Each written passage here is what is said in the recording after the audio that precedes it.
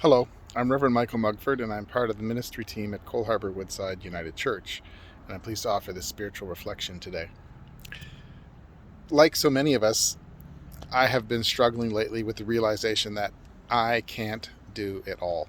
Imagine that. For some of us, that's not much of a revelation, but for others, it comes as a bit of a shock. We're so used to having so much energy and time and being able to do things. I'm finding myself cumulatively more and more tired. Well, not tired all the time, but weary. It's a tiredness in my body, but it's a weariness in my soul.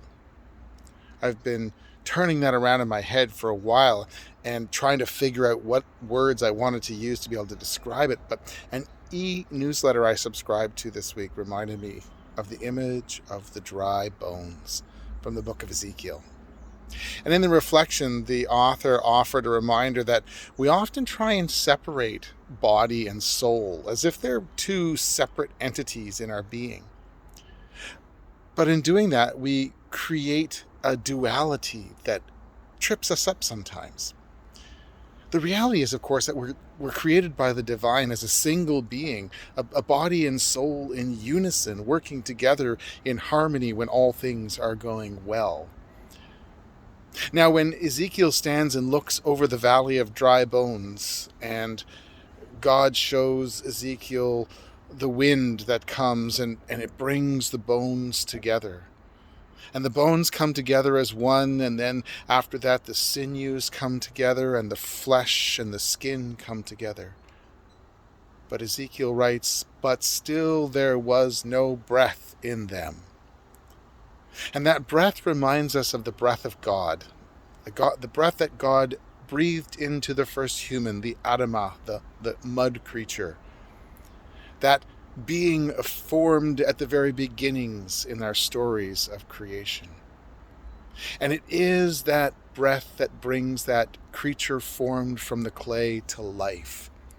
It is the breath, the wind that hovered over the waters of creation that is breathed into that lifeless form and gives to it life and spirit. It is created as one. And we need to remember that we are a totality of body and spirit. And we have been so from the very beginning. So why do we hold on to this duality? Why do we separate ourselves and look after ourselves as if we could care for body but not concern ourselves with the soul, or vice versa? What cares for one part of us cares for the whole of us. Body and soul together. The old song goes, you can't have one without the other.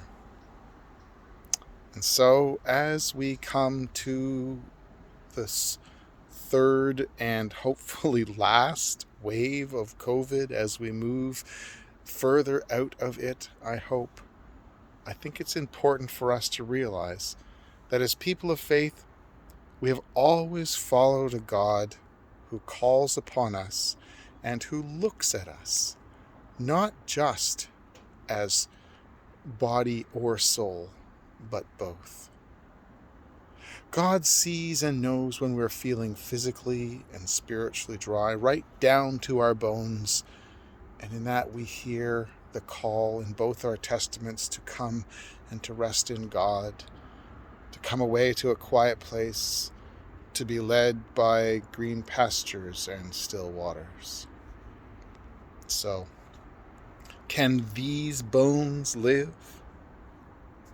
They can, when the flesh is renewed and the Ruach, the breath of God, is within them.